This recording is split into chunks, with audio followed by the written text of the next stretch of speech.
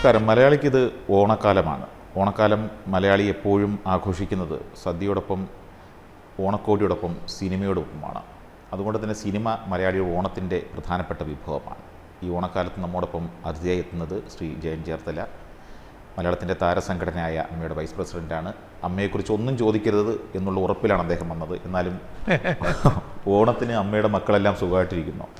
തീർച്ചയായിട്ടും. കാരണം ഇപ്പം നമ്മുടെ രണ്ടമ്മയും, എൻ്റെ അമ്മയുടെ മക്കൾ എന്ന് പറയുമ്പം എനിക്ക് അമ്മയാണെല്ലാം. കാര്യം ഞാൻ വളരെ ചെറുതായിരുന്നപ്പം അമ്മ എന്നെയും ചേച്ചിയും ഉത്തരവാദിത്തത്തോടെ വളർത്തിക്കൊണ്ട് വന്നതാണ്. അപ്പം അച്ഛൻ നഷ്ടപ്പെട്ട് കഴിഞ്ഞിട്ടായാലും അമ്മയാണ് ഫുൾ നമ്മുടെ കാര്യങ്ങൾ നോക്കുന്നു. അപ്പം ഈ പറയുന്ന പോലെ അമ്മ എപ്പോഴും വളരെ ആശങ്കയോടെ എന്നെയും ചേച്ചി ഇപ്പോൾ റിട്ടയർ ചെയ്തു. വൈക്കം സ്കൂളിലെ പ്രിൻസിപ്പലായിരുന്നു. ഇപ്പം ആലപ്പുഴ നമ്മുടെ അമൃത സ്കൂളിൻ്റെ പ്രിൻസിപ്പലായിട്ട് ചാർജ് എടുത്തു. ഞാൻ സിനിമയും ഈ പറഞ്ഞ പോലെ കുറച്ച് രാഷ്ട്രീയവും സിനിമയും ഒക്കെ ആയിട്ട് നമ്മളെ കംഫർട്ടബിളാക്കുന്ന മേഖലയിലൂടെ നമ്മൾ സഞ്ചരിച്ചുകൊണ്ടിരിക്കുന്നു. അതുകൊണ്ട് പിന്നെ ചേച്ചിയുടെ ഹസ്ബൻഡ് മരിച്ചുപോയി. മോനാണ്, അവൻ UK-ലാണ്. അവൻ ജിയോളജിസ്റ്റാണ്. അവിടെ പോയി PG ചെയ്ത് അവിടെ തന്നെ ജോലിയായി. എന്നെ സംബന്ധിച്ച് എൻ്റെ വൈഫ്, അവൾ ബേസിക്കലി ഒരു സോഫ്റ്റ്വെയർ എഞ്ചിനീയറാണ്. അവൾ ജോലിയൊക്കെ റിസൈൻ ചെയ്തിട്ടാണ്. ഞങ്ങൾ വൈകി വിവാഹം കഴിച്ച ആൾക്കാരാണ്. നമ്മുടെ അവിടെയൊക്കെ ഈ ഒരു കാസ്റ്റിൻ്റെ പ്രത്യേകതയായിട്ട് പറയുന്നതല്ല, നായന്മാർക്ക് പൊതുവേ ഈ ജാതകമൊക്കെ ഭയങ്കര, അപ്പം ഈ ശുദ്ധജാതകമാണ്. ശുദ്ധജാതകമാകുമ്പോൾ ശുദ്ധജാതകം തന്നെ വേണം എന്ന് പറഞ്ഞ് ഞാൻ 41-ാമത്തെ വയസ്സിലാണ് കല്യാണം കഴിക്കുന്നത്. ഇപ്പം എനിക്ക് 54 വയസ്സായി. ഞങ്ങൾ 13 വർഷം മുമ്പാണ് വിവാഹം കഴിക്കുന്നത്. ശരിക്കും അവളും വൈകിപ്പോയി. അവളും 38-ാമത്തെ, ഞങ്ങൾ 3 വയസ്സിൻ്റെ വ്യത്യാസമാണ്.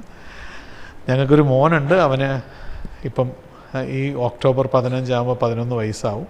അവൻ 6ാം ക്ലാസ്സിൽ തണ്ണീർമുഖത്ത് തന്നെയുള്ള നിർമ്മലാ ഭവൻ എന്ന് പറഞ്ഞ സ്കൂളിൽ പഠിക്കുകയാണ്. വൈഫ് വർക്ക് ചെയ്തുകൊണ്ടിരുന്ന IBM-ലും വിപ്രോയിലും ഒക്കെയാണ്. സോഫ്റ്റ്വെയർ എഞ്ചിനീയറാണ്. ഇപ്പം പിന്നെ വീട്ടിൽ മോനെ പഠിപ്പിക്കുന്നതും കാര്യങ്ങളും എന്നെ മേയ്ക്കുന്നതും ഒക്കെ ആയിട്ട്. അത് വലിയ ജോലിയാണോ? അപ്പോൾ ഞങ്ങൾ 4 പേരുമാണ് ഞങ്ങൾ വീട്ടിലുള്ളത്. അമ്മ, വൈഫ്, മോന്, ഞാൻ. ഇങ്ങനെ പോകുന്നു. പിന്നെ അമ്മ സംഘടനക്കാരൻ സിനിമാക്കാരനായുള്ള ഗുണമാണ് എത്ര പെട്ടെന്നാണ് അമ്മയെക്കുറിച്ചുള്ള ജോലിത്തിൽ നിന്ന് വീട്ടിലേക്ക് കൊണ്ടെത്തുന്നത്. താരസംഘടനയായ അമ്മയുടെ മക്കളെല്ലാം നന്നായിരിക്കുന്നു. അത് ഈ പറയുന്ന പോലെ ഇലക്ഷനും കൂടെ കഴിഞ്ഞു, പുതിയ ഭാരവാഹികൾ വന്നു. എല്ലാവരും അതിൻ്റെ കുറേ പുതിയ ആൾക്കാർ വന്നിട്ടുണ്ട്. അപ്പോൾ അവർ ഒരുപാട് പ്രതീക്ഷയോടെയും ആഗ്രഹത്തോടെയും പ്രവർത്തിക്കാൻ ആഗ്രഹിച്ചു വന്ന ആൾക്കാരാണ് പുതിയ കുട്ടികൾ. അപ്പം അവരുടെ ആ എന്തൂസിയാസം നമുക്ക് കാണാൻ സാധിക്കുന്നുണ്ട്. വളരെ അജയിലായിട്ട് അവർ നന്നായിട്ട് വർക്ക് ചെയ്യുന്നു. സംഘടനയ്ക്ക് നല്ലത് വരുന്ന രീതിയിലാണ് എല്ലാവരും മുൻപോട്ട് പോകുന്നത്. നല്ലത് തന്നെ സംഭവിക്കും എന്നുള്ള ഒരു പ്രതീക്ഷയിലാണ് ഞങ്ങളും എല്ലാവരും. എനിക്ക് തോന്നുന്നു ഞങ്ങൾ 2-3 പേരേ ഉള്ളൂ കഴിഞ്ഞ കമ്മിറ്റിയിൽ ഉണ്ടായിരുന്നത് ഇതിലോട്ട് വന്നവർ. ഈ ജയൻ ചേർത്തല എപ്പോഴും ഒരു ലൈസണിങ്ങിൻ്റെ ആളാണോ? ആൾക്കാരെ ഇങ്ങനെ കൂടെ നിർത്തുന്ന ഒരാളാണ്? അങ്ങനല്ല. നമ്മൾ എൻ്റെ അഭിജിത്തിനെ എത്ര വർഷമായിട്ട് എനിക്ക് പരിചയമുണ്ട്.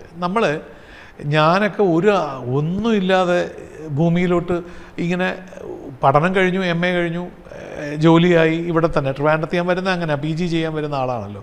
ഇവിടെ നിൽക്കുന്ന സമയത്ത് PG കംപ്ലീറ്റ് ചെയ്യുന്നു, ഞാൻ ജോലിക്ക് അപ്ലൈ ചെയ്യുന്നു, റിലയൻസ് പെട്രോ കെമിക്കൽസിൽ ജോലി കിട്ടുന്നു. അന്നത്തെ കാലത്ത് അത് വലിയ കാര്യമാണ്. റിലയൻസിൽ അത് കേരളത്തിന് തന്നെ ഒരാളെയൊക്കെ ഉണ്ടാവുള്ളൂ. അത് കഴിഞ്ഞ് അത് റിസൈൻ ചെയ്യുന്നു. ഗോദ്രേജിൽ നമ്മുടെ Palayam office southern senior sales ഓഫീസറായിട്ട് ജോയിൻ ചെയ്യുന്നു. അവരന്നും MBA-ക്കാരെയാണ് പ്രിഫർ ചെയ്യുന്നത്. പക്ഷേ 3 MBA-ക്കാരനും ഒരു MA-ക്കാരനും ആയിരുന്നു ഉണ്ടായിരുന്നത്. ഈ 3 MBA-ക്കാരെ അവർ ഒഴിവാക്കി ഒരു MA-ക്കാരനായി എന്നെ എടുത്തു. അപ്പം അത് ജോലി ചെയ്യുന്നു. അതിനും എനിക്ക് തൃപ്തി കിട്ടാതെ വരുമ്പോൾ ഞാനതും വിട്ടിട്ട് ഈ തിരുവനന്തപുരം സിറ്റിക്കകത്ത് നിങ്ങളുടെ ഈ സ്റ്റുഡിയോ മുൻപ് ഇത് നടത്തിക്കൊണ്ടിരുന്ന സൂര്യ TV-യാണ്. ഞാൻ അന്നും ഈ കെട്ടിടത്തിലും ഈ പ്രാന്തപ്രദേശങ്ങളിൽ ഇവിടുത്തെ സ്റ്റുഡിയോകളിലൊക്കെ ചാൻസ് ചോദിച്ച് അലയുക.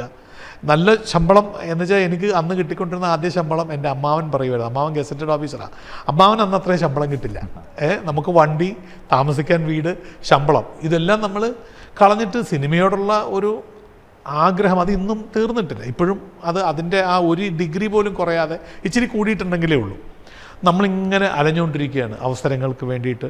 നമ്മൾ നടക്കുന്നു, സിനിമയ്ക്ക് വേണ്ടി അലയുന്നു, അതിലൂടെ ഇതിലോട്ട് വരുന്നു. അപ്പം ലൈസണിങ് എന്ന് പറയുന്നത് എന്നെ ഇവിടം വരെ എത്തിച്ചതിൽ ഒരുപാട് പേർക്ക് പങ്കിട്ടു. എൻ്റെ കഴിവുകൊണ്ടൊന്നും ഞാൻ എന്തായിട്ടുണ്ടെങ്കിലും ഞാൻ മാത്രമായിട്ട് ശ്രമിച്ചിട്ട് എൻ്റെ കഴിവ് കൊണ്ടെത്തി ഒന്നുമില്ല. എന്നെ ഹെൽപ്പ് ചെയ്ത ഒരുപാട് ഫ്രണ്ട്സ് ഇന്നും എൻ്റെ ലൈഫിൽ എന്നെ എന്താ പറയുക പാമ്പർ ചെയ്യുന്ന, ഞാനൊരു ചില സമയത്തൊക്കെ ഒരു വികാരം കൊള്ളുമ്പോൾ എനിക്ക് എൻ്റെ കൺട്രോളൊക്കെ ചിലപ്പോൾ, പക്ഷേ അപ്പോഴൊക്കെ എന്നെ കൺട്രോൾ ചെയ്യാൻ പറ്റുന്ന കുറേ സുഹൃത്തുക്കൾ എൻ്റെ കൂടെ ഉണ്ട്. എന്നെ ഉപദേശിക്കുന്ന, കാരണം എന്നെ ഉപദേശിക്കാനുള്ള സ്വാതന്ത്ര്യം ഞാൻ എൻ്റെ അടുത്ത് നിൽക്കുന്ന എല്ലാവർക്കും ഞാൻ കൊടുക്കാറുണ്ട്. പലരും പറയുന്നത് ഞാൻ കേൾക്കാറുണ്ട്. കാരണം ഞാൻ ചിന്തിക്കുന്നത് ശരിയാവണം എന്നില്ല എല്ലാ സമയത്തും. അപ്പോൾ പലരുമായിട്ട് ആലോചിച്ചിട്ടാണ് പല തീരുമാനങ്ങളിലും നമ്മൾ എത്താറുള്ളത്. എൻ്റെ വൈഫ് കളിയാക്കി പറയും എല്ലാവരോടും അഭിപ്രായം ചോദിക്കും, അവസാനം സ്വന്തം ഇഷ്ടം ചെയ്യും. അത് അവർക്ക് തോന്നിയിട്ടുള്ള കാര്യമായിരിക്കാം.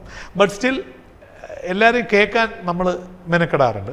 അപ്പോൾ അതിൻ്റെ ഭാഗമായിട്ട് എൻ്റെ കൂടെ ഒരുപാട് സുഹൃത്തുക്കൾ, അല്ലെങ്കിൽ അവരുടെ കൂടെ ഒരു സുഹൃത്ത് നിലയിൽ ഞങ്ങൾക്ക് അറിഞ്ഞുകൂടാ ആരാ വലുത് ആരാ ചെറുതെന്ന്. അപ്പം അഭിജിത്ത് എന്ത് പറഞ്ഞാലും അതും ഞാൻ ഉൾക്കൊള്ളും. നമ്മുടെ കോമൺ ഫ്രണ്ടായ കൈപ്പള്ളി എന്ന് പറഞ്ഞാൽ അതും ഞാൻ ഉൾക്കൊള്ളും. ഇതിൽ അവസാനം ചിലപ്പം അന്നരത്തെ യുക്തിക്ക് നിരക്കുന്ന രീതിയിൽ നമ്മൾ ശരിയും തോന്നുന്ന പക്ഷത്തിലൂടെ സഞ്ചരിക്കുമെങ്കിലും സൗഹൃദം ഇല്ലെങ്കിൽ ഞാൻ ചത്തുപോകും. കാരണം എന്നെ മുമ്പോട്ട് നയിക്കുന്ന മുഴുവൻ സുഹൃത്തുക്കൾ, അത് ആണുങ്ങളായാലും പെണ്ണുങ്ങളായാലും, നമ്മളെ നയിക്കുന്നതിൽ ഒരുപാട് പങ്ക് നമ്മുടെ ഈ സുഹൃത്തുക്കൾക്കുണ്ട്. ഇത് ഞാൻ കഴിഞ്ഞ ദിവസം പറഞ്ഞതുപോലെ എന്തൊരു സൗഹൃദ സംഭാഷണമാണ്. അതുകൊണ്ട് ഒരു അഭിമുഖത്തിൻ്റെ ഒരു കെട്ടുപാടൊന്നും ഒന്നുമില്ല. അതുകൊണ്ട് തന്നെ ഈ ചാൻസ് തേടി നടക്കുന്നവരാണ് സിനിമയെന്ന് ഈ മമ്മൂക്ക ഒരു സിനിമയിൽ പറയുന്നത് പോലെ തന്നെയാണ്. എങ്ങനെയായിരുന്നു സിനിമയുടെ വാതായനങ്ങൾ തുറന്നത് എങ്ങനെയാണ്? അത് ആക്ച്വലി ഞാൻ ട്രിവാൻഡ്രത്ത് വരുന്നു, ഞാൻ പറഞ്ഞു വിജയകുമാരി ആൻറ്റി എന്ന് പറഞ്ഞിട്ടൊരു സിസ്റ്ററുണ്ട്, പിന്നെ മെഡിക്കൽ കോളേജിലെ ഹെഡ് നേഴ്സായിരുന്നു വിജയകുമാരി ആൻറ്റി. ഈ വിജയകുമാരി ആൻറ്റിയും ഞങ്ങളുമായിട്ടുള്ള ബന്ധം എന്ന് പറഞ്ഞാൽ, എൻ്റെ അമ്മാവനും അമ്മായിയും വെള്ളയമ്പലത്താണ് താമസിക്കുന്നത്. അപ്പം അമ്മാവനും അമ്മായിക്കും കുട്ടികളില്ല. അപ്പോൾ കൊച്ചിലേ തൊട്ട് എന്നെയും എൻ്റെ ചേച്ചിയും സ്വന്തം മക്കളെ പോലെ. അതുപോലെ അമ്മായിയുടെ ബ്രദറിൻ്റെ മക്കൾ 3 പേരുണ്ട്, രാജി, സജി, ആശ ചേച്ചി. അതിൽ രാജി അവൻ എൻജിനീയറിങ് കഴിഞ്ഞു, അവൻ TKM-ലായിരുന്നു. അപ്പോൾ അവൻ എൻജിനീയറിങ് ചെയ്യുമ്പോൾ ഞാൻ അവരുടെ MH പോയി താമസിക്കും. അങ്ങനെ ഒരു ബന്ധമാണ്. അത്രയ്ക്ക് അവൻ്റെ MH-ന്റെ അവൻ്റെ ഹോസ്റ്റലിൽ ഞാൻ പോയി താമസിക്കുമായിരുന്നു. എൻ്റെ ഏറ്റവും വലിയ ഫ്രണ്ട്സ് അവൻ്റെ ക്ലാസ്മേറ്റ്സ്, അന്ന് സിവിലിനും മറ്റ് ഡിപ്പാർട്ട്മെൻറ്റ്സിലുമുള്ള കൂട്ടുകാർ തന്നെയായിരുന്നു. ആ 92-ൽ എൻജിനീയറിങ് പാസ് ഔട്ടായ കുട്ടികളെല്ലാം ഇന്നും കൂട്ടുകാരാണ്. ഞങ്ങൾക്കൊരു വാട്സപ്പ് ഗ്രൂപ്പുണ്ട്, അടിപൊളീസ്, അതിനകത്ത് ഞാനുണ്ട്. എൻജിനീയറിങ്ങിന് പഠിക്കാത്ത ഒരേ ഒരാൾ ഞാൻ മാത്രമേ ആ ഗ്രൂപ്പിലുള്ളൂ. അപ്പോൾ അങ്ങനെ ഒരു സൗഹൃദം രാജിയുടെ ഫ്രണ്ട്സുമായിട്ട് അവൻ TKM പഠിക്കുമ്പോഴൊക്കെ ഉണ്ട്. അത് കഴിഞ്ഞ് അവന് ഇവിടെ സെപ്പിയ ലാബ് എന്ന് പറഞ്ഞിട്ട് നമ്മുടെ കോർപ്പറേഷൻ ഓഫീസിൻ്റെ ഓപ്പോസിറ്റ് ഒരു ലാബ് നടത്തുന്നു. ഇപ്പോൾ അവൻ US-ലാണ്, ഇലിനോയിൽ, ഷിക്കാഗോയിലാണ്. AT&T എന്ന് പറയുന്ന ടെലികോം കമ്പനിയുടെ ഹെഡായിട്ട് നിൽക്കുകയാണ് മാർക്കറ്റിംഗ് വിഭാഗത്തിൻ്റെ. രണ്ടാമത്തെ കസിൻ സജീവ്, അവൻ ആർക്കിടെക്ചർ, നമ്മുടെ ട്രിവാൻഡ്രം കോളേജ് ഓഫ് എഞ്ചിനീയറിംഗിൽ നിന്ന് ആർക്കിടെക്ചർ കഴിഞ്ഞിട്ട് അവൻ US-ൽ പോയി PG ചെയ്ത് അവൻ പിന്നെ കാലിഫോർണിയയിലാണ് അവിടെ. അവനും വൈഫും കുട്ടികളും അവിടെ, രാജിയും വൈഫും കുട്ടിയും ഷിക്കാഗോയിൽ. പിന്നെയുള്ള ആശ ചേച്ചി കല്യാണം കഴിച്ചിട്ട് ഇപ്പം റിട്ടയറായ DGP ആനന്ദകൃഷ്ണൻ എന്ന് പറയും. ഒരു പക്ഷേ നിങ്ങൾക്കൊക്കെ അറിയാമായിരിക്കും. ആനന്ദേട്ടനാണ് ആശ ചേച്ചിയുടെ ഹസ്ബൻഡ്. ഈ 3 പേരും, ഞാനും എൻ്റെ ചേച്ചിയും, ചേച്ചി ഞാൻ പറഞ്ഞല്ലോ ഇപ്പം ആലപ്പുഴ കാർമൽ സ്കൂളിലെ പ്രിൻസിപ്പൽ, ഞങ്ങൾ 5 പേര് ശരിക്കും ഒരമ്മ അച്ഛൻ്റെ മക്കളെ പോലെ കൊച്ചിലേ തൊട്ട് ഞങ്ങളെ ഈ കോമൺ ആയ അമ്മാവനും അമ്മായി, അവർക്ക് മക്കളില്ല, 5 കുട്ടികളാണ്. ആ 5 കുട്ടികൾ ഞങ്ങളാണ്. ഞങ്ങൾക്ക് ഞങ്ങളുടെ അച്ഛനമ്മയൊക്കെ ഉണ്ടെങ്കിൽ പോലും ഇവർക്ക് ആ ഉത്തരവാദിത്വം. അപ്പോൾ ഒരു ഡ്രസ്സ് വാങ്ങിക്കുമ്പം കുഞ്ഞുനാളിൽ തൊട്ടിട്ട് ഒരേപോലത്തെ ഡ്രസ്സ്, ആണുങ്ങൾക്ക് 3 പേർക്കും ഞങ്ങൾക്ക് ഒരേപോലത്തെ ഡ്രസ്സ്, പെണ്ണുങ്ങൾക്ക് 2 പേർക്കും ഒരേപോലെ. അപ്പോൾ അങ്ങനെ ഞങ്ങൾ സമ്പത്ത് നോക്കാതെ, മറ്റ് സാമ്പത്തിക അവസ്ഥകളും സാമൂഹ്യ അവസ്ഥകളും നോക്കാതെ ഞങ്ങളെ ഒരേപോലെ വളർത്തിക്കൊണ്ടുവന്ന ആൾക്കാർ ഇപ്പോൾ 2 പേരും മരിച്ചുപോയി. പക്ഷെ ഞങ്ങൾ 5 പേരും ഇപ്പോഴും ആശിച്ച് ഇന്നലെ എന്നെ വിളിച്ചിട്ട് കാര്യങ്ങൾ സംസാരിച്ച് ചോദിച്ചു വെച്ചാൽ, അപ്പോൾ ആ റിലേഷൻ ഞങ്ങൾ തമ്മിലുള്ള 5 പേരിലുള്ളത് ഇപ്പോഴും വളരെ തിക്കായിട്ട്. അങ്ങനെയാണ് ഞാൻ അവിടെ കുറേ കാലം താമസിക്കുന്നു. അതിനുശേഷം എനിക്ക് ജോലി കിട്ടുമ്പോൾ ഞാൻ വാടകയ്ക്ക് മാറി താമസിക്കുന്നു. പക്ഷേ ഇതൊന്നും എൻ്റെ മനസ്സിന് തൃപ്തി തരാൻ എനിക്ക് സാധിക്കുന്നില്ല. കാരണം സിനിമയോടൊരു വല്ലാത്ത ഒരു ആഗ്രഹം എനിക്ക് കുഞ്ഞുനാൾ തൊട്ട് സിനിമ അഭിനയിക്കാൻ ഭയങ്കരമായിട്ട്. അപ്പോൾ ഈ വിജയകുമാരി ആൻറ്റി ഞങ്ങളുടെ അമ്മായിക്ക് വയ്യാതെ കിടന്നപ്പം ഒരു മെഡിക്കൽ ഹെൽപ്പ് നേഴ്സിൻ്റെ, കാരണം അമ്മായിക്ക് ക്യാൻസറായിരുന്നു, അപ്പം കുറച്ച് ഡെയിലി ഇഞ്ചക്ഷൻ എടുക്കുക അങ്ങനെയൊക്കെ വേണം. അതിന് വിജയകുമാരി ആൻറ്റി വന്ന് ഹെൽപ്പ് ചെയ്യും. അപ്പോൾ വിജയകുമാരി ആൻറ്റിയെ കൊണ്ടുപോകുന്നത് എൻ്റെ ജോലിയാണ്. ഞാൻ വണ്ടിയിൽ കാറിൽ പോകുന്നു, വിളിച്ചുകൊണ്ട് വരുന്നു, പൊട്ടക്കുഴിയിലാണ് താമസിക്കുന്നത്, അവിടെ നിന്ന് വിളിച്ച് ഇവിടെ കൊണ്ടുവരുന്നു, തിരിച്ചു കൊണ്ടുവിടുന്നു. അപ്പോൾ ആൻറ്റിക്ക് മക്കളില്ല. അപ്പോൾ അത് ഒരു മകനോടൊന്ന പോലെ സ്നേഹം എന്നോടുണ്ട്. അപ്പോൾ എന്നോട് എന്തിനാ ചെയ്യുക, ഈ സിനിമയിലൊക്കെ പോകുന്ന വലിയ പാടല്ലേ, അങ്ങനെയല്ലേ, പഠിച്ച് ജോലിക്ക് പോയപ്പോൾ നിങ്ങളിപ്പോൾ MA കഴിയല്ലേ. ഞാൻ പറഞ്ഞാൽ എനിക്ക് അതല്ല ആൻറ്റി, എനിക്ക് ഭയങ്കര ആഗ്രഹമാണ്, നമുക്കൊരു ദിവസം മോഹൻലാലിൻ്റെ വീട്ടിൽ പോകും. അങ്ങനെ ഞങ്ങൾ 2 കൂടെ ലാലേട്ടൻ്റെ ഡീസൻ്റ് മുക്കിൽ പൂജപ്പുരയുള്ള വീട്ടിൽ പോയി. ഞാൻ വീട്ടിൽ ചെല്ലുമ്പോൾ ലാലേട്ടൻ്റെ അമ്മയൊക്കെ വന്നിരുന്ന് സംസാരിച്ച് ഈ കഥകളൊക്കെ. അപ്പം പറഞ്ഞ് ജയൻ ഇവന് ഭയങ്കര ആഗ്രഹം കേട്ടോ അഭിനയിക്കാൻ എന്നൊക്കെ പറഞ്ഞ് എന്നെ ഇൻട്രൊഡ്യൂസ് ചെയ്യുന്നു. അപ്പോൾ അമ്മയുടെ കഥയും അമ്മ ലാലേട്ടനെ കുറിച്ച് സംസാരിക്കുന്നു. സത്യം പറഞ്ഞാൽ എന്നെ ഒന്ന് മനസ്സിൽ ഉണ്ടായിരുന്ന ആഗ്രഹത്തിനെ ഒന്നുകൂടെ കത്തി ജ്വലിപ്പിച്ചത് അന്നത്തെ അവിടുത്തെ മൂഡാണ് ആ വീട്ടിൽ. ഞാൻ അടുത്തിടയ്ക്ക് ലാലേട്ടനോട് ഞാൻ പറയുകയുണ്ടായി. അവിടുന്ന് പിന്നെ ഇങ്ങനെ അങ്ങോട്ട് ചാൻസ് ചോദിച്ച് അലയാൻ തുടങ്ങി. ട്രിവാൻഡ്രം സിറ്റിക്കകത്ത് ഏതൊക്കെ ഡയറക്ടേഴ്സ് ഉണ്ടോ അവരുടെയൊക്കെ വീടുകൾ ഞാൻ കൃത്യമായിട്ട് രാവിലെ ഇവർ എന്നെ പ്രാഗിയിട്ടുണ്ടാവും. കാരണം ഡെയിലി ഇവർ കാണുന്നത് തന്നെയാണ്. അന്ന് വയലാർ മാധവൻകുട്ടി ചേട്ടൻ ഈ ശാസ്ത്രമംഗലം ജംഗ്ഷൻ്റെ ഇപ്പുറത്തെ ഇടത് സൈഡിൽ ഒരു വീട്ടിൽ മുകളിലത്തെ നിലയെ വാടകയ്ക്ക് താമസിക്കുക. ഡെയിലി അവിടെ ചെല്ലും. രാജസേന സാറ് കൈതമുക്കിലാണ് താമസിക്കുന്നത്, പാസ്പോർട്ട് ഓഫീസിൻ്റെ സൈഡിൽ. അവിടുത്തെ രാജസേന സാറിൻ്റെ വൈഫിനോട് എനിക്കുള്ള ബഹുമാനം, എനിക്ക് രാവിലെ ചിലപ്പോൾ ചായ കിട്ടുന്ന അവിടുന്ന്. കാരണം ഈ ജോലിയൊക്കെ വിട്ടിട്ട് ട്രിവാൻഡ്രത്ത് നിൽക്കുമ്പോൾ നമുക്ക് സാമ്പത്തികമായി വല്ലാത്ത അവസ്ഥ. എനിക്ക് വാടക കൊടുക്കാനില്ല.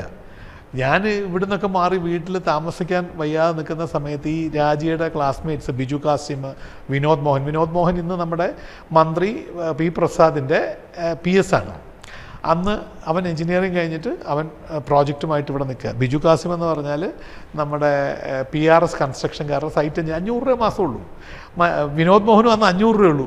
എനിക്ക് ഒരു 5 പൈസയില്ല. അപ്പം ഞങ്ങളെന്താ പട്ടത്ത് നാഷണൽ ലോഡ്ജ് എന്ന് പറഞ്ഞിട്ടൊരു സ്ഥലം, അതിനകത്തൊരു 5 റൂമുണ്ട്. 14 പേരാണ് താമസിക്കുന്നത്. അപ്പം ഞങ്ങളുടെ റൂമിൽ ഞങ്ങൾ 4 കട്ടിലിട്ട് അങ്ങോട്ടും ഇങ്ങോട്ടും ക്രോസ് ആയിട്ട് കോമൺ ബാത്റൂം. ആലോചിച്ച് നോക്കി, ഇന്നൊന്നും അത് ചിന്തിക്കാൻ പറ്റില്ല.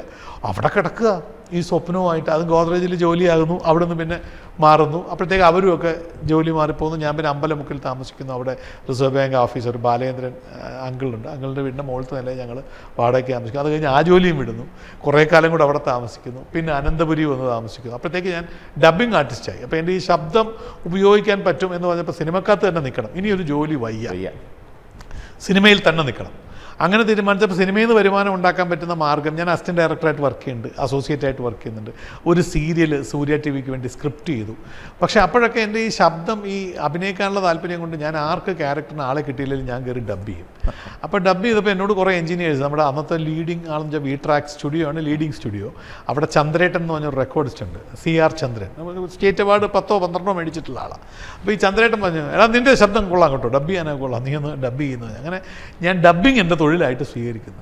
അവിടെ നിന്നാണ് എനിക്ക് ഈ എൻ്റെ ജീവിതത്തിൻ്റെ ഒരു വഴിത്തിരിവ്. ഡബ്ബിംഗ് ആർട്ടിസ്റ്റ് എന്ന് പറയുന്ന ലെവലിലോട്ട് വന്നപ്പം എനിക്ക് ഈ അത്താഴപ്പട്ടിണി കിടന്നവന് കോടികൾ കിട്ടുന്നില്ല. എനിക്ക് 2 ലക്ഷം രൂപ വരെയൊക്കെ മാസം കിട്ടിയ കാലങ്ങൾ അന്നുണ്ടായിട്ടുണ്ട്. ഞാനിവിടുന്ന് മദ്രാസിന് പോകുന്നു. മദ്രാസിന് പോയി മദ്രാസി മധുമോഹൻ ഡബ് ചെയ്യുന്നു. സ്നേഹസീമ, മാനസി എന്നൊക്കെ പറഞ്ഞ സീരിയൽ ദൂരദർശനുണ്ട്. അപ്പോൾ അതിൽ മധുമോഹൻ്റെ ശബ്ദം എന്നെയായി. അപ്പോൾ എനിക്കെന്താ വെച്ചാൽ 1-ാം തീയതി രാവിലെ അവിടെ എത്തും. അവിടെ എത്തി ഒരു 3-ാം തീയതി 4-ാം തീയതി ആകുമ്പോഴേക്ക് ഞാൻ ഒരു 50 എപ്പിസോഡ് ഡബ് ചെയ്ത് തീർക്കും. അന്ന് എനിക്ക് ഒരു എപ്പിസോഡിന് 250 രൂപയാണ് കിട്ടുന്നത്. അപ്പം 12,500 രൂപ എനിക്ക് ക്യാഷ് അപ്പം കിട്ടും. അതുകൊണ്ട് വന്നാൽ പിന്നെ മാസം പണിയെടുക്കണ്ട. ഞാൻ 6,000 രൂപ വീട്ടിൽ അയച്ചു കൊടുക്കും അമ്മയ്ക്ക്. പിന്നെ എനിക്ക് 2,000 രൂപ വാടക. അപ്പോൾ 8,000 രൂപ പോയിട്ട് 4,500 രൂപ ഭക്ഷണം കഴിക്കാനുണ്ട്.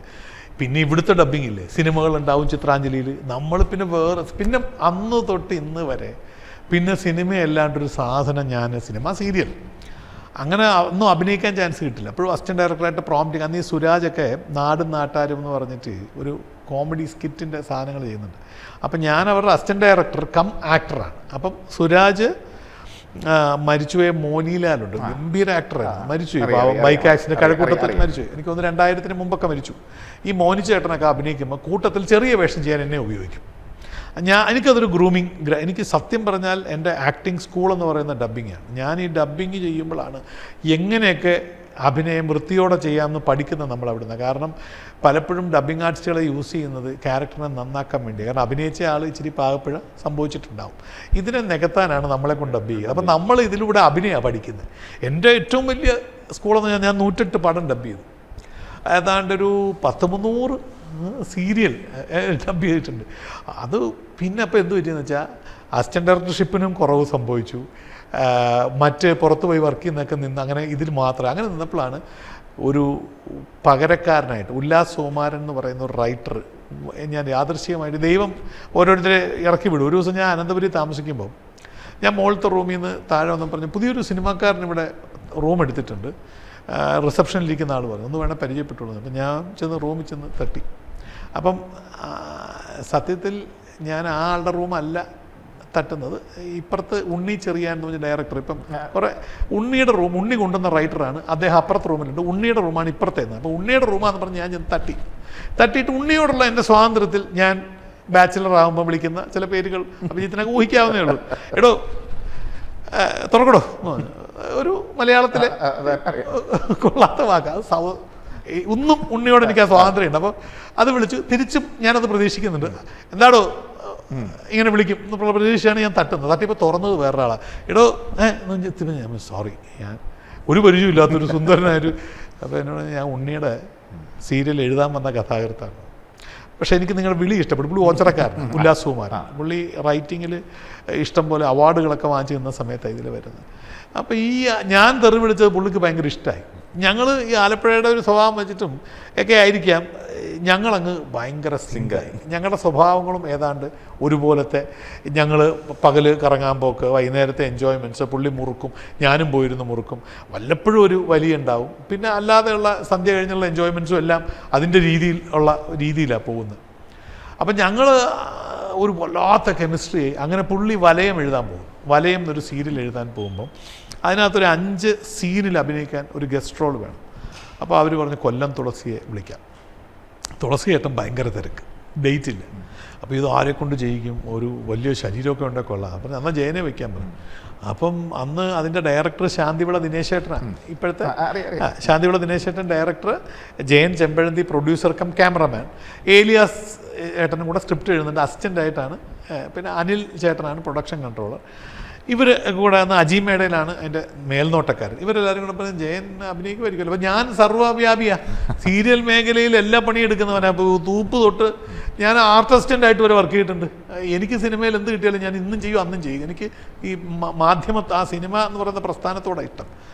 അപ്പോൾ അവർ പറഞ്ഞാൽ ജയനെ അഭിനയിപ്പിച്ച് നോക്കാം. അങ്ങനെ ഒരു 5 സീനിന് വേണ്ടി വാടകയ്ക്ക് പോലീസ് ഡ്രസ്സ്. അപ്പോൾ എൻ്റെ ഈ തടിക്ക് വാടകയ്ക്കൊട്ട് കിട്ടത്തുമില്ല. അപ്പോൾ അവർ തയ്ക്കാൻ തീരുമാനിച്ചു.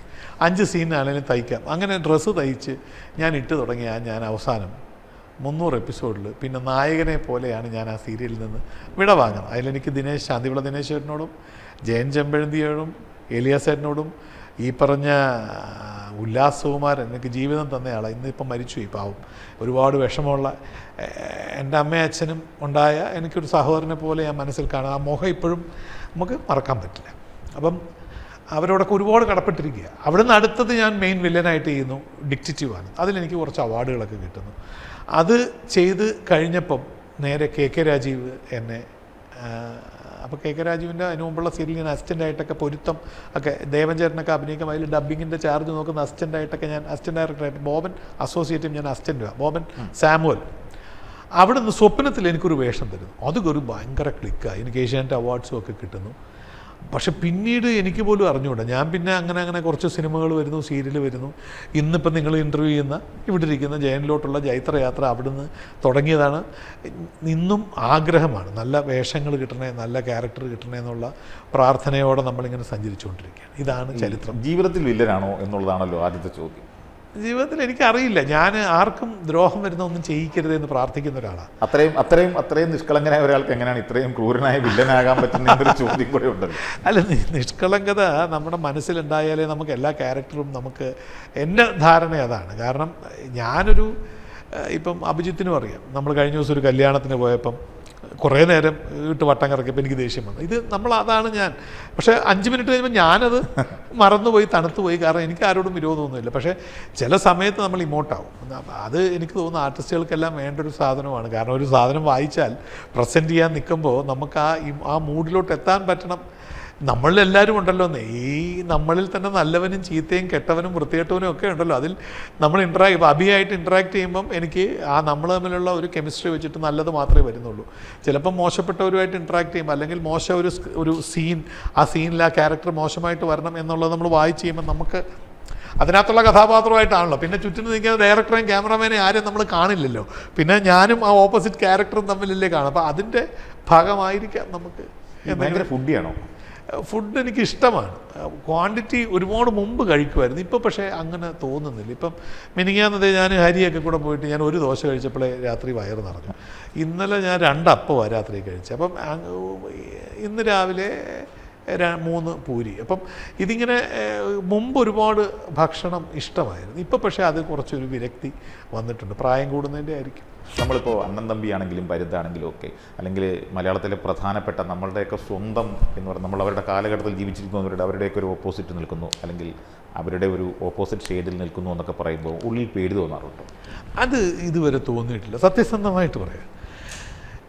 അത് അവരുടെ വലിയ ഗ്രേറ്റ്നെസ് കൊണ്ടാണ്. ഇപ്പം മമ്മൂക്കേൻ്റെ കൂടെ അഭിനയിക്കാൻ ചെല്ലുമ്പം മമ്മൂട്ടിയാണ് ഓപ്പോസിറ്റ് വയ്ക്കുന്നത്. എനിക്ക് അദ്ദേഹത്തോട് ഭയങ്കര ആരാധനയുണ്ട്, അദ്ദേഹത്തിൻ്റെ കഴിവിൽ ഭയങ്കര ബഹുമാനമുണ്ട്. പക്ഷേ ഈ നമ്മൾ കൊച്ചിലേ തൊട്ട് നമ്മളിലുള്ള ഒരു രാഷ്ട്രീയ ബോധമോ സാമൂഹിക പ്രതിബദ്ധത എന്തുകൊണ്ടായിരിക്കട്ടെ, ഇപ്പം എനിക്ക് ഓപ്പോസിറ്റ് നിൽക്കുന്നത് ട്രംപ് ആയാൽ പോലും, ഇന്ന് ലോകം ഭരിക്കുന്നു എന്ന് അവകാശപ്പെടുന്ന ട്രംപ് ആയാൽ പോലും എന്നോട് ആരടാ എന്ന് ചോദിച്ചാൽ ഞാൻ എന്തടാന്ന് ചോദിക്കുന്ന ഒരു മാനസികാവസ്ഥ അറിയാതെ നമ്മളിൽ വന്നിട്ടുണ്ട്. അപ്പം ലാലേട്ടനുമായിട്ടും നമുക്കായിട്ട് നിൽക്കുമ്പോൾ നമ്മൾ തൊഴുതുകൊണ്ട് നിൽക്കുള്ളൂ. പക്ഷേ ക്യാരക്ടറായിട്ട് നിൽക്കുമ്പം അവരോട് നമുക്ക് ഇൻട്രാക്ട് തിരിച്ച് പ്രതികരിക്കാൻ നമുക്കൊരിക്കലും ഇന്ന് വരെ അങ്ങനെ തോന്നിയിട്ടില്ല. അഭിക്കും തോന്നി കാണുമല്ലോ, കാര്യം നമ്മൾ ഒരുപാട് കാലമായിട്ട് പരിചയമുള്ള. അപ്പം അങ്ങനെ ഒരു ഭയം സത്യത്തിൽ തോന്നില്ല. പക്ഷേ ഭയങ്കരമായ ബഹുമാനവും അവരുടെ ഈ സീൻസിനോടും അവരുടെ അഭിനയത്തോടും അല്ലെങ്കിൽ അവൻ ആ ക്യാരക്ടറിനോട് കാണിക്കുന്ന നീതിപൂർവമായ ചില അഡ്ജസ്റ്റ്മെൻറ്റ്സ് ഒക്കെ നമുക്ക് വലിയ ഗുണപാഠമായി മാറിയിട്ടുണ്ട്. അത് നമ്മളൊരു കുഞ്ഞിനെ പോലെ നമ്മൾ നോക്കി വീക്ഷിച്ചിട്ടുണ്ട്. പക്ഷേ ഭയം തോന്നിയിട്ടില്ല കേട്ടോ. കാരണം അത് ആഗ്രഹിച്ച് ചെയ്യുന്ന സാധനമല്ലേ അഭി, നമ്മുടെ കൊതിയല്ലേ ചെയ്യാൻ. ആദ്യത്തെ ഡയലോഗ് പറയുമ്പോൾ ഓപ്പോസിറ്റ് നിൽക്കുന്നതിന് ആരായാലും അതിപ്പോഴും ഉണ്ട്. നമ്മൾ പുതിയൊരു സെറ്റിൽ ചെന്നു, ഫസ്റ്റ് സീൻ ചെയ്യാൻ നിൽക്കുന്നു, ഭയങ്കര ഫ്രസ്ട്രേഷൻ. അത് സത്യമായിട്ടുള്ള കാര്യമാണ്. നമ്മൾ തുടങ്ങുന്ന സമയത്ത് നമ്മൾ ഇത് എങ്ങനെയാണ് ഡയറക്ടർക്ക് ഇഷ്ടപ്പെടുമോ അല്ലെങ്കിൽ ഓപ്പോസിറ്റ് ഇരിക്കുന്നത്, ഇതൊക്കെ നമ്മളെ വല്ലാണ്ട് അലോസരപ്പെടും. പക്ഷേ ഒന്ന് തുടങ്ങി ആ ക്ലച്ചസിലോട്ട് നമ്മളൊന്ന് തുടങ്ങിക്കഴിഞ്ഞാൽ, വണ്ടി ഓടി തുടങ്ങിയാൽ എന്ന് പറയുന്ന പോലെ ഒന്ന് തുടങ്ങി ഫസ്റ്റ് ഗിയറിൽ നിന്ന് മാറി സെക്കൻഡ് ഗിയറിലോട്ടായാൽ പിന്നെ നമ്മൾ ഹാപ്പിയാണ്. പിന്നെ നമ്മൾ അപ്പോഴാണ് എൻജോയ് ചെയ്യാൻ തുടങ്ങുന്നത്. ഇത് ശരിക്കും പറഞ്ഞാൽ ഇപ്പം സിനിമയൊക്കെ ഇങ്ങനെ ചെയ്ത് തീരാറാകുമ്പോൾ ആ സിനിമ ഏറ്റവും കൂടുതൽ നമ്മൾ എൻജോയ് ചെയ്യുന്നത്. ഞാൻ ശ്രീ ജയൻ ചേർത്തലയെ കാണുമ്പോൾ ഒരുപക്ഷെ അത് സിനിമാക്കാരനോ സീരിയലുകാരായിട്ടൊന്നുമല്ല, ഞാൻ മലയാളത്തിലെ പ്രമുഖനായ രാഷ്ട്രീയക്കാരോടൊപ്പം ഒക്കെ കണ്ടിട്ടുണ്ട്. അത് ശ്രീ കാനമാണെങ്കിലും ശ്രീ ഉഴവൂരാണെങ്കിലും ഒക്കെ. ഈ സിനിമയ്ക്കൊപ്പം രാഷ്ട്രീയം കൊണ്ടു കിടക്കുന്നത് വലിയ റിസ്ക് അല്ലേ? ഞാൻ അതിനെക്കുറിച്ച് ഇന്ന് വരെ സീരിയസ് ആയിട്ട് കാരണം എൻ്റെ വികാരമാണ് രാഷ്ട്രീയം, എൻ്റെ പാഷനാണ് സിനിമ. ഇത് രണ്ടും എനിക്ക് രണ്ടും ഇല്ലെങ്കിൽ ഞാനില്ല എന്ന് ചിന്തിക്കുന്ന ഒരാളാണ്. എന്നെ പലരും ഉപദേശിച്ചു രാഷ്ട്രീയം വിട്ട് സിനിമയിൽ നിൽക്കുക, അങ്ങനെ പലരും പറയാറുണ്ട്. പക്ഷേ എനിക്കിത് രണ്ടും ഇല്ലെങ്കിൽ ഞാനില്ല. കാരണം നമ്മൾ കുഞ്ഞുനാളിലെ തൊട്ട് നമ്മുടെ വികാരം എക്സ്പ്രസ് ചെയ്യാനുള്ള ഒരു ഏരിയ, കാരണം ഈ നീതിബോധമായിരിക്കാം. പിന്നെ എനിക്ക് വീട്ടിൽ നിന്ന് കിട്ടിയിട്ടുള്ള ഒരു, എൻ്റെ അച്ഛനായാലും, അച്ഛൻ ഹെഡ് മാസ്റ്ററായിരുന്നു. അപ്പോൾ ഇടതുപക്ഷ അധ്യാപക സംഘടനയുടെ തലപ്പത്ത് നിൽക്കുന്ന ആളാണ്. അമ്മ അധ്യാപിക ഹെഡ് മിസ്ട്രസ് ആയിരുന്നു. പക്ഷേ അമ്മ കുറച്ചുകൂടെ പയസ്സാണ്. എനിക്ക് തോന്നിയിരിക്കുന്ന അമ്മ ഒരു കോൺഗ്രസ് അനുഭാവിയാണ്.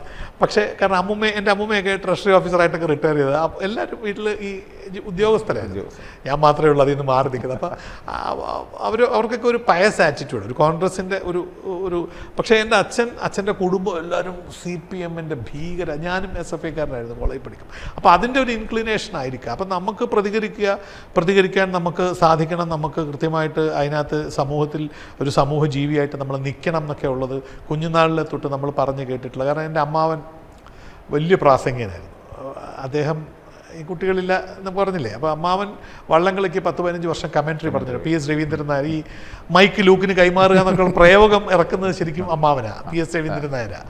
അപ്പം അമ്മാവൻ്റെ കൂടെ നമ്മളിങ്ങനെ പോകുമ്പം ഇദ്ദേഹത്തെ ജനങ്ങൾ കൊടുക്കുന്ന ആക്സെപ്റ്റൻസ്, ഇദ്ദേഹത്തിൻ്റെ പ്രസംഗത്തോട് ജനങ്ങൾ കാണിക്കുന്ന ഒരു അംഗീകാരം, രവീന്ദ്രൻ സാർ വന്ന് സംസാരിക്കും. അപ്പം ഞാനിങ്ങനെ, എനിക്ക് പ്രസംഗിക്കാനൊന്നും അറിയില്ലെങ്കിൽ ഞാനിങ്ങനെ കേട്ടോണ്ടിരിക്കുമ്പം ഇത് വല്ലാണ്ട് നമ്മുടെ മനസ്സിൽ കുഞ്ഞുനാളി തൊട്ട് പതിഞ്ഞിട്ടുണ്ട്. കാരണം ലോകത്തിലെ ഏറ്റവും വലിയ സംഭവമാണ് അമ്മാവൻ ചെയ്യുന്നത് എന്നൊരു തോന്നൽ. അച്ഛനും അമ്മാവനും ഒക്കെ ചെയ്യുന്ന കാര്യങ്ങളാണല്ലോ കുഞ്ഞുനാളിൽ നമുക്ക് ഏറ്റവും വലുത്. അപ്പോൾ അത് എന്നിൽ അന്നു തൊട്ടേ ഗ്രാസ് റൂട്ട് ലെവലിൽ ഇനി പൊളിറ്റിക്സ് എന്നിൽ കിടപ്പുണ്ട്. അത് വലുതായി വരുമ്പം കലാലയ രാഷ്ട്രീയത്തിനിടയ്ക്ക് നമ്മൾ സ്പ്ലിറ്റ് ആകുന്നു, ഞങ്ങളെയൊക്കെ പാർട്ടിയിൽ നിന്ന് കളയുന്നു, ഞങ്ങളൊക്കെ അനാഥരാകുന്നു.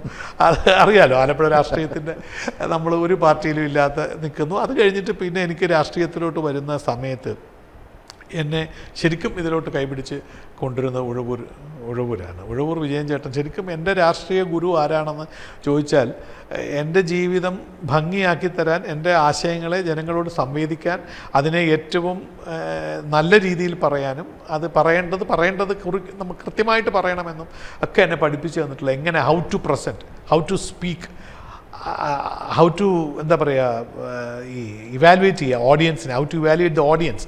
കാരണം പുള്ളിയുടെ പ്രസംഗത്തിൻ്റെ പ്രത്യേകതയുണ്ട്, ഇരിക്കുന്ന ജനത്തിനെ അറിഞ്ഞ് പ്രസംഗിക്കുന്ന ഒരാളാണ് പുള്ളി. ഇതൊക്കെ ഞാൻ പഠിച്ചത് അദ്ദേഹത്തിൻ്റെ കൂടെ അത് ഈ സഞ്ചരിച്ചിട്ടാണ്. ശ്രീ ഉഴവൂർ വിജയൻ തന്നെ പറഞ്ഞിട്ട് കാര്യമുണ്ട്, കേരളത്തിലെ ഏറ്റവും മികച്ച പൈലറ്റ് പ്രാസംഗികൻ അവാർഡ് ഉണ്ടെങ്കിൽ അത് എനിക്ക് തരണം എന്നായിരുന്നു പുള്ളി പറയുന്നത്. കാരണം മുഖ്യമന്ത്രി വന്നാലും പ്രതിപക്ഷ നേതാവ് വന്നാലും അതിനു മുമ്പൊക്കെ ആദ്യം സംസാരിച്ച ഒരു സദസ്സിനെ ഒന്ന് ഇരുത്തും. അതൊരു വല്ലാത്ത കഴിവ്. ഞാൻ പുള്ളിയുടെ കൂടെ ഈ 2014 പാർലമെൻറ്റ് ഇലക്ഷൻ സമയത്ത് അന്ന് ഞാൻ യൂത്തിൻ്റെ സ്റ്റേറ്റ് പ്രസിഡൻ്റാണ്, പുള്ളി പാർട്ടിയുടെ സ്റ്റേറ്റ് പ്രസിഡന്റ്. അപ്പോൾ യൂത്ത് പ്രസിഡൻറ്റും പാർട്ടിയുടെ സ്റ്റേറ്റ് പ്രസിഡൻറ്റും കൂടെ ഞങ്ങൾ പര്യടനമാണ്. കാസർഗോഡ് തൊട്ട് തിരുവനന്തപുരം വരെയുള്ള ഈ പറഞ്ഞ 20 പാർലമെൻറ്റ് മണ്ഡലങ്ങളിലും ഞാൻ അതിശയിച്ച് പോയിട്ടുണ്ട്. അപ്പം ആദ്യം പുള്ളി പ്രസംഗിക്കും. പുള്ളിയുടെ പ്രസംഗം എങ്ങനെ വന്നാലും ഞങ്ങൾക്ക് കൃത്യം അറിയാം, എഴുതി വെച്ച പോലെ. എനിക്ക് പുള്ളി ഈ നമ്മൾ കൂടെ ഉള്ളതുകൊണ്ടേ പുള്ളി പ്രസംഗിക്കാൻ പോകുന്ന അടുത്ത എന്താ അതിൻ്റെ അടുത്ത് ഇതൊക്കെ ഞാനും എൻ്റെ അന്നത്തെ യൂത്തിൻ്റെ സെക്രട്ടറിയായ സമദ് എന്ന് പറയും, ആലപ്പുഴയുള്ള. അപ്പോൾ സമദ് ഞാനും കൂടെ പറയും അടുത്ത ഇത് പറയും, കറക്റ്റ് അത് പറയും. അപ്പം ഞങ്ങളുടെ ഒരു ഗുരുസ്ഥാനിയാണ് വിജയൻ. അതുപോലെ വിജയൻ ഈ പിള്ളേരെ കൂടെ കൊണ്ടു നടക്കാൻ ഞാൻ, സമദ്, മുജീബ് റഹ്മാൻ, അഫ്സൽ എന്നൊക്കെ പറഞ്ഞിട്ട് ഇന്നത്തെ NYC-യുടെ തലപ്പത്ത് മുജീബ് പാർട്ടിയിൽ നിന്ന് പോയി. ബാക്കിയുള്ളവരൊക്കെ ഇന്നത്തെ അവൻ നാഷണൽ വൈസ് പ്രസിഡൻ്റായ അഫ്സലൊക്കെ, ഞങ്ങളൊക്കെ ഇങ്ങനെ പുള്ളിയെ കണ്ട് പഠിച്ചതിൻ്റെ ഒരു വലിയ ഗുണം ഇന്നും നമുക്ക് രാഷ്ട്രീയത്തിലുണ്ട്. കാരണം നമുക്ക് ഒരു നിൽക്കേണ്ടടുത്ത് നിൽക്കാനും ആവശ്യമില്ലാത്തടത്ത് ഇടിച്ചു കയറാതിരിക്കാനും എന്നാൽ പറയേണ്ടടുത്ത് പറയാനും ഇതൊരു വലിയ ഞങ്ങളുടെ ആ പര്യടനം വളരെ അങ്ങനെ 1-2 പ്രാവശ്യം പുള്ളിയുടെ കൂടെ കുറേ ദിവസങ്ങൾ സഞ്ചരിക്കുകയും ഓരോ നേതാക്കന്മാർക്ക് പുള്ളിയോടുള്ള ബഹുമാനം. പിണറായി വിജയൻ സഖാവിനൊക്കെ ഭയങ്കര ഇഷ്ടമായിരുന്നു, ഭയങ്കര ഇഷ്ടമാണ്. എനിക്കറിയാം അത്രയ്ക്ക് വിജയ എന്ന് പറഞ്ഞിട്ട് അടുത്ത് അതൊരു വലിയൊരു അക്സെപ്റ്റൻസ് ആയിരുന്നു. പാവം കാലം വളരെ നേരത്തെ മരിച്ചുപോയി എന്നുള്ളൊരു ദുഃഖം മാത്രമേ ഉള്ളൂ. പുള്ളി പ്രസംഗകലയുടെ ഒരു രാജാവ് തന്നെയായിരുന്നു. നമ്മളിപ്പോൾ സംസാരിക്കുന്ന ഘട്ടത്തിൽ സിനിമാക്കാരുടെ രാഷ്ട്രീയമാണല്ലോ. സിനിമയിൽ CPM ഉണ്ട്, കോൺഗ്രസ് ഉണ്ട്, BJP ഉണ്ട്. ഈ കൂട്ടായ്മയിൽ എപ്പോഴെങ്കിലും രാഷ്ട്രീയം കടന്നു വരാറുണ്ട്? ഇന്ന് വരെ സിനിമാ ചർച്ചകളിൽ രാഷ്ട്രീയം ഒരിക്കലും ഒരു വേദിയായിട്ടേ. പിന്നെ ചില സ്ഥലങ്ങളിലൊക്കെ ചില ആൾക്കാർക്ക് നമ്മൾ ഇപ്പം ഞാൻ കഴിഞ്ഞ സമയത്ത് ഏറ്റവും കൂടുതൽ ഇൻട്രാക്ട് ചെയ്തുകൊണ്ടിരുന്നത് സുരേഷ് ഏട്ടനുമായിട്ടാണ്. പുള്ളിക്ക് കൃത്യമായിട്ടറിയാം ഞാൻ പാർട്ടിയുടെ മെമ്പറാണെന്നും ഞാൻ ഭാരവാഹിയാണെന്നും എനിക്ക് ഉത്തരവാദിത്വമുണ്ട്, ട്രേഡ് യൂണിയൻ ഉൾപ്പെടെയുള്ള ഭാരവാഹിത്വം എന്നിലുണ്ടെന്നും അറിഞ്ഞുകൊണ്ട് തന്നെയാണ് പുള്ളിയുടെ പൊളിറ്റിക്സ് നേരെ ഓപ്പോസിറ്റ് പൊളിറ്റിക്സാണ്. അപ്പം ഞങ്ങൾ ബോധപൂർവം ചിന്തിക്കുന്നത് പുള്ളിയുടെ പൊളിറ്റിക്സ് ഞാനും എൻ്റെ പൊളിറ്റിക്സ് പുള്ളിയും ഞങ്ങൾ സംസാരിക്കാറില്ല. ഞങ്ങൾ പൊളിറ്റിക്സേ ഇല്ല സംസാരത്തിൽ. ബാക്കി നടക്കുന്ന ചിലപ്പം വേദികളിൽ പുള്ളി എതിർക്കേണ്ടതായിട്ട് വരികയാണെങ്കിൽ എനിക്ക് ഈ പൊളിറ്റിക്കൽ ആറ്റിറ്റ്യൂഡ്സ് നമ്മൾ ജനങ്ങളോട് പറയേണ്ട ഒരു അവസ്ഥയുണ്ടെങ്കിൽ പോലും അദ്ദേഹം ഒരു മനുഷ്യനാണ്. അദ്ദേഹത്തെ മനസ്സുകൊണ്ട് വേദനിപ്പിക്കരുത് എന്നുള്ളത് എനിക്ക് ഒരു ജ്യേഷ്ഠ സ്ഥാനത്ത് നിൽക്കുന്ന ഒരാളാണ്. ഒരുപാട് നന്മകളുള്ള ഒരാളാണ് സുരേഷ്. അപ്പോൾ അദ്ദേഹത്തെ വേദനിപ്പിക്കേണ്ടെന്ന് കരുതിയിട്ട് എനിക്ക് ക്യാമ്പയിനിങ് പോലും തൃശ്ശൂർ പാർട്ടി നിശ്ചയിച്ചപ്പം ഞാൻ പറഞ്ഞു എന്നെ തൃശ്ശൂരിൽ നിന്ന് ദയവ് ചെയ്ത് ഒഴിവാക്കണം. കാരണം at the end of the day അദ്ദേഹം എൻ്റെ ജ്യേഷ്ഠനാണ്. എനിക്ക് അദ്ദേഹത്തെ വിഷമിപ്പിക്കും. ഞാൻ അവിടെ പോയാൽ സത്യമായ രാഷ്ട്രീയം പറയേണ്ടി വരും. പറയുമ്പം അത് സുരേഷ് ഏട്ടന് എൻ്റെ കാഴ്ചപ്പാടല്ല അവരുടെ പാർട്ടിക്കുള്ളത്, എനിക്ക് എതിർക്കേണ്ടി വരും. അപ്പം ഞാൻ പറഞ്ഞു എന്നെ തൃശ്ശൂരിൽ നിന്ന്, ഞാൻ അന്ന് രാജനാണ് ചാർജ് അവിടെ, നമ്മുടെ ഇപ്പോഴത്തെ റവന്യൂ മിനിസ്റ്റർ. അപ്പോൾ രാജനോട് പറഞ്ഞു രാജ എന്നെ ഒന്ന് ഒഴിവാക്കണം. അതുപോലെ VS സുനിൽകുമാർ ആയിരുന്നു സ്ഥാനാർത്ഥി. അപ്പം സുനിൽഭായ് ഞാൻ വരത്തില്ല, എന്നെ സഖാവ് ഒന്ന് ഒഴിവാക്കണം. കാര്യം വേറെ ഒന്നും കൊണ്ടിട്ടല്ല, അത് ചിലപ്പോൾ ചിലർക്ക് നോക്കുമ്പോൾ പാർട്ടി വിരുദ്ധമായിട്ട് തോന്നാം. പക്ഷേ എൻ്റെ ന്യായം എന്ന് വെച്ചാൽ നമ്മുടെ രാഷ്ട്രീയം നമുക്ക് പറയാം, സത്യമായിട്ട് പറയാം. പക്ഷെ അത് സുരേഷേട്ടനെ പോലത്തെ ഒരാളെ വേദനിപ്പിച്ചുകൊണ്ട് പറയാൻ ഉള്ള മടി കൊണ്ട് ഞാൻ തൃശ്ശൂർ പോയില്ല എന്നുള്ളതൊരു സത്യം തന്നെയാണ്. ഈ ഓണക്കാലത്താണ് സംസാരിക്കുന്നത്, എങ്ങനെയാണ് ഓണ അനുഭവങ്ങളൊക്കെ? ഞാൻ ചേർത്തലക്കാരനല്ലേ, തണ്ണീർമുക്കമല്ലേ, ഗ്രാമമല്ലേ, അവിടുത്തെ ഓണത്തിൻ്റെ വലിപ്പം ലോകത്ത് ഒരിടത്തും ഉണ്ടാവില്ല എന്ന് വിശ്വസിക്കുന്നത്. എപ്പോഴും ഓണം ഇപ്പോഴും ഏറ്റവും അതിൻ്റെ തനതായ രീതിയിൽ ആഘോഷിക്കുന്നത് ഗ്രാമങ്ങളിലാണെന്ന് വിശ്വസിക്കുന്ന ഒരാളാണ് ഞാനൊക്കെ കുഞ്ഞുനാളിൽ ഈ ഓണത്തിന് മാത്രമല്ല വിഷുവിനും ഉണ്ടത്. കാരണം ഈ ഓണത്തിൻ്റെ തലേന്ന് രാത്രിയിൽ, ഉത്രാടത്തിൻ്റെ അന്ന് രാത്രിയിൽ നമ്മൾ വീട് മുഴുവൻ ഫുള്ള് ലൈറ്റൊക്കെ ഇട്ട് ഫുള്ള് തൂത്ത് വൃത്തിയാക്കും. അപ്പം കുറച്ച് മിറ്റുണ്ട് വീട്ടിൽ തറവാട്ടിൽ. അപ്പം ഞാൻ അവിടെ തന്നെ ഇപ്പോഴും താമസിക്കുന്നത്. അപ്പോൾ തലേന്ന് നമ്മുടെ തൂത്ത് തളിച്ച് വൃത്തിയാക്കുന്ന ചേച്ചി വരും, എല്ലാം തൂത്ത് കളിച്ചൊക്കെ 10 മണിയാകുമ്പോഴേക്ക് വൃത്തിയാക്കി ഊഞ്ഞാലുണ്ടാവും. അപ്പോൾ രാത്രിയിൽ ഊഞ്ഞാലാടിക്കൊണ്ടിരിക്കുക ഞാനും ചേച്ചിയൊക്കെ വഴക്കുണ്ടാവും. കാരണം ഒരാൾക്കേ ആടാൻ പറ്റുള്ളൂ. ഉറപ്പായിട്ടും 4 പേര് കസിൻസുകളും അടി ഉണ്ടാവും. ഈ അടിക്കിടയിൽ കൂടെ ഞങ്ങൾ വഴക്കിട്ട് ചിലപ്പോൾ ഒരുത്തിനെ തള്ളി താഴിടും. ഇതൊക്കെ നടക്കും. ഇതിൻ്റെ ഇടയിൽ കൂടെ നമ്മൾ എൻജോയ് ചെയ്ത് കഴിയുമ്പോൾ നമുക്ക് ഓണത്തിൻ്റെ ഈ ചികിട ഉണ്ടല്ലോ, ഇവിടെ അതിന് വേറെന്താ ഉരുണ്ടിരിക്കുന്ന അരി കൊണ്ടുണ്ടാക്കുന്ന ഈ ചികിട നമുക്ക് ഭയങ്കര ഇഷ്ടമാണ്. വീട്ടിൽ ഈ ചികിട ഉണ്ടാക്കുന്ന ഓണത്തിന് മാത്രമേ ഉണ്ടാക്കുകയുള്ളൂ. ഓണത്തിന് ചികിട, ഉപ്പേരി, ശർക്കര വരട്ടി ഇത് വീട്ടിൽ തന്നെ ഉണ്ടാക്കും. അപ്പം നമ്മൾ ഇതുമൊക്കെ ആയിട്ട് പിന്നെ തിരുവോണത്തിൻ്റെ അന്ന് സദ്യ കഴിഞ്ഞ് നമ്മൾ നേരെ തിരുവനന്തപുരത്തിന് വണ്ടി കയറുക, ഇവിടെ വരിക ഓണത്തിൻ്റെ അന്ന് വൈകിട്ട് ഇവിടെ എത്തും. ഇവിടെ വരുമ്പോൾ ഉള്ള സംഭവം എന്താ പറയുക, ഇവിടെ റോസ് ഡേ സെലിബ്രേഷൻസൊക്കെ അന്ന് ഈ ഓണാഘോഷം നിന്ന് മാറ്റിയിട്ടുണ്ടെന്ന് തോന്നുന്നു. അത് കഴിഞ്ഞ് കുറേ ദിവസം 7 ദിവസത്തോളം ഇവിടെ നിന്ന് ഓണാഘോഷ പരിപാടിയിൽ പങ്കെടുക്കുന്നു. അവസാനം ഈ ഫ്ലോട്ടുകളൊക്കെ വന്നിട്ട് ഓണാഘോഷ പരിപാടി സമാപനം ഘോഷയാത്രയുണ്ട്. അപ്പോൾ മിക്കവാറും ആ പാളയത്ത് സെൻട്രൽ സ്റ്റേഡിയത്തിൻ്റെ സൈഡിൽ എവിടെയെങ്കിലുമൊക്കെ അമ്മാവനൊക്കെ ഇച്ചിരി സ്ഥാനമുള്ളതുകൊണ്ട് നമുക്ക് കസേരകളൊക്കെ കിട്ടും. അവിടെ ഇരുന്ന് ഇതൊക്കെ കണ്ട് കുഞ്ഞുനാൾ തൊട്ടുള്ള ഓർമ്മകൾ അതൊക്കെ തന്നെയാണ്. ചേർത്തലയിലും ഇവിടെ ആയിട്ടാണ്. പക്ഷെ ഇപ്പം എനിക്കറിയില്ല, ഇപ്പം നമ്മൾ മകൻ എൻജോയ് ചെയ്യുന്ന കാണുമ്പം, പക്ഷെ അതിന് ഒരുപാട് തലമുറ മാറ്റം സംഭവിച്ചിട്ടുണ്ട്. അന്ന് ഞങ്ങൾക്ക് ഉത്രാടത്തിൻ്റെ അന്ന് രാത്രിയിൽ മാവേലി വരും. അതെങ്ങനെ വരിക എന്നറിയോ? എനിക്ക് മാവേലി എന്നുള്ള കോൺസെപ്റ്റേ വേറെയായിരുന്നു. എൻ്റെ ധാരണ എന്താണെന്ന് വെച്ചാൽ പുല്ല് വെച്ച് കെട്ടിയിട്ടേ മാവേലി വരുന്നത്. ഒരു കണ്ണിൻ്റെ അവിടെ മാത്രം ഓട്ടം ഉണ്ടാവും. ഒരു പച്ച പുല്ല് മേലെ ആ സൈഡിലായിട്ട് അവരിങ്ങനെ മാവേലി വന്നേ അണ്ടിലൊരിക്കൽ, ഇതാണ് പാട്ട്. ഒരു ഡ്രം കൂടെ ഉണ്ടാവും. ഈ വീക്കൻ ചെണ്ട ഉണ്ടല്ലോ, ഈ വീക്കൻ ചെണ്ട എടുത്ത് കൊട്ടിക്കൊണ്ട് മാവേലി വന്നേ അണ്ടിലൊരിക്കൽ അപ്പം ടണ്ട ഈ കൊട്ടു ഇതിനുണ്ട്. 3-4 പിള്ളേരായിരിക്കും. ഈ മാവേലി മാത്രം മുമ്പിൽ നിൽക്കും, ബാക്കിയുള്ളവരൊക്കെ പുറകിൽ എവിടെയെങ്കിലുമൊക്കെ പറഞ്ഞു നിൽക്കും. അന്നൊക്കെ 1 രൂപ വലിയ എമൗണ്ടാണ്. നമ്മൾ 1 രൂപ 2 രൂപ, ഇന്നിപ്പോൾ 10, 20, 50 ഒക്കെയാണ് കൊടുക്കുന്നത്. അത് കൊടുക്കുന്നു, ഇവർ പോകുന്നു, നമുക്ക് ഓണമായി.